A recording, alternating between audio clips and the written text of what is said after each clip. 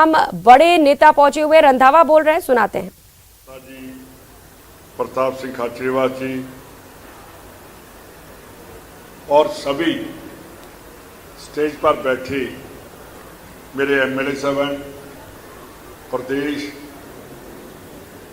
जो हमारे president vice president बने हैं, general secretary, district president, block president और जितने भी मेरे आप बैठे हैं सामने,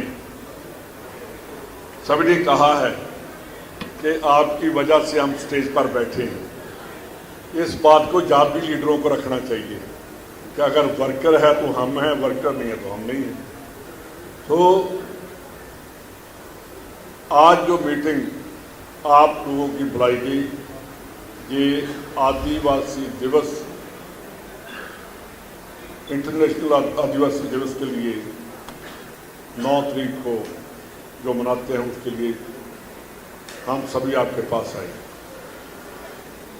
देखिए, जो दिवस होते हैं हिंदुस्तान में, ये सभी के साझे और एकजुट होकर मनाते हैं। कोई वहाँ जात पात नहीं देखता कि कौन है, और हर हिंदुस्तानी वहाँ जाकर अपना दिवस मनाते हैं। आज जो हिंदुस्तान में मणिपुर में, जब हमारे साथ ही हरियाणा में जो हो रहा है, हम उस दिन जाकर मंदिर में अरदास भी करेंगे कि ये नफरत की जो पॉलिटिक्स चल रही है इसका भी खात्मा होना चाहिए। भारत एक ऐसा देश है जिसमें हर धर्म के लोग रहते हैं। कभी किसी ने यह नहीं देखा कि कोई किस धर्म का है। नफरत की तो बात ही हिंदुस्तानी के मन में नहीं आ सकती। तो फिर ये क्यों बातें हो रही हैं? मेरे को खाचरियावास से आप सुबह कह रहे थे, कहने लगे कि मेरे से मणिपुर की कोई वीडियो नहीं देखी जा रही। जिसकी बेटी है, जिसका परिवार है, वो कोई वैसी वीडियो नहीं देख सकता।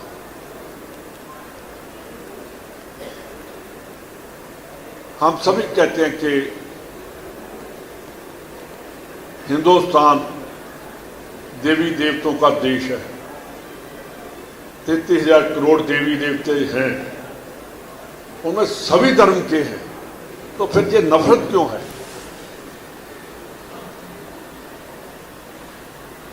इसीलिए राहुल गांधी जी की पार्लियामेंट से मेंबरशिप खत्म करने के लिए नफरत छोड़ने की बात कर रहा है। अध्यक्ष जी, ये तो फिर एक मूवमेंट चलानी पड़ेगी कि देश की आज़ादी को हमने कायम कैसे रखना है।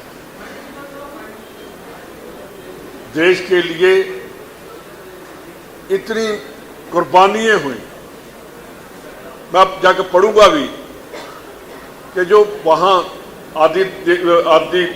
आदिवासी थे आपके, वो 1500 लोग अंग्रेजों ने शहीद कर दिए। कि बहुत बड़ी बात है, जलियांवाला बाग से ज्यादा लोग जहां शहीद हुए। जलियांवाला बाग को इसलिए याद करते हैं कि वहां हम सब इकट्ठे होकर उसको मनाते हैं। हमारे देशभक्तों ने जाकर इंग्लैंड में जाकर उसका बदला भी लिया। वहां की खून से लथपथ जो मट्टी थी उसकी कसम खाई कि हम अंग्रेजों को बाहर निकाल कर उस वक्त अपने घर आएंगे और नहीं, दोबारा नहीं आएंगे। जिस भी देशभक्त को फांसी दी जाती थी उसको कहते थे कि तेरी आखिरी ख्वाहिश क्या है, तो उसकी एक ही ख्वाहिश होती थी कि मैं दोबारा जन्म लेकर आऊं तो फिर अंग्रेजों के साथ लड़ाई लड़के देश को आजाद कराऊं। मैं बीजेपी वालों से पूछना चाहता हूं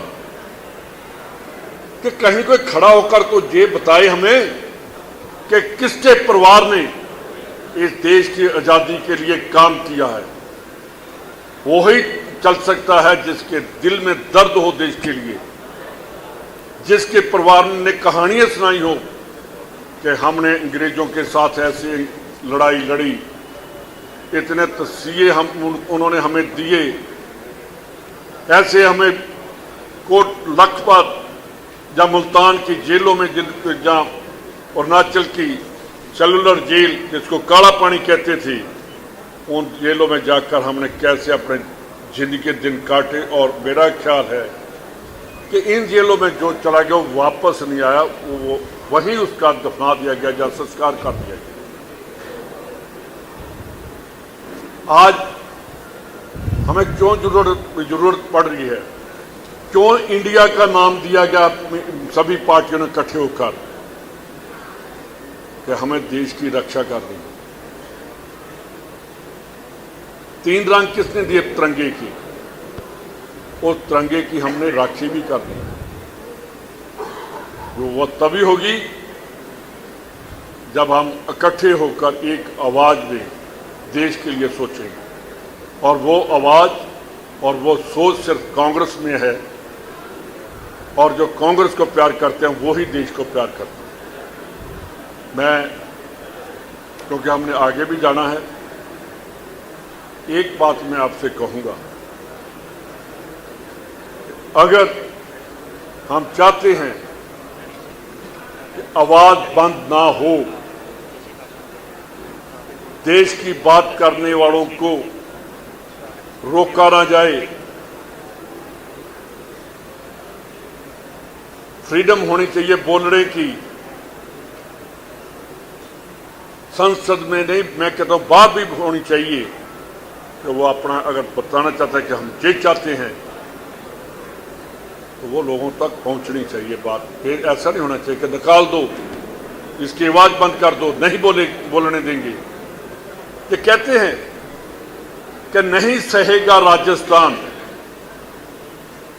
मैं इनके 25 जो सांसद हैं उनको पूछना चाहता हूं, कभी राजस्थान की बात आपने पार्लियामेंट में की है? 10 साल से आप पार्लियामेंट के मेंबर बनकर गए हैं, ये गूंगे पहलवान बनकर बैठे हैं। वहां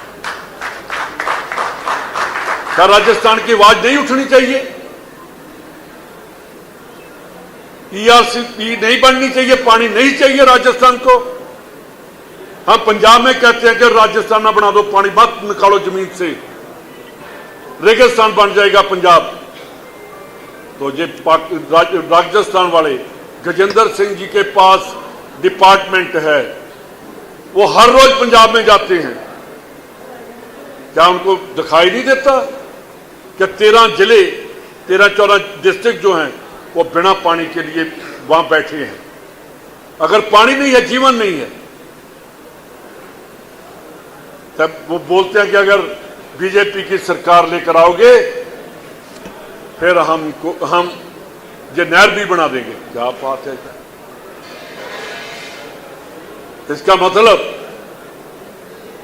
कि जो बीजेपी को वोट डालेगा उसको हिंदुस्तान में रहने का हक भी नहीं है।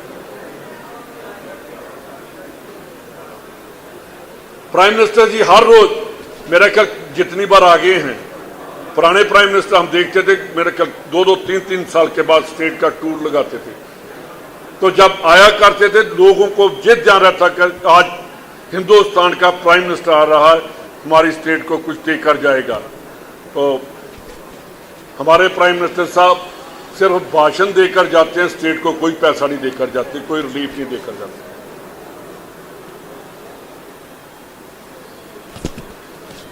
प्राइम मिनिस्टर भी हम राजा तो नहीं कह सकते, पर राजा से कम भी नहीं।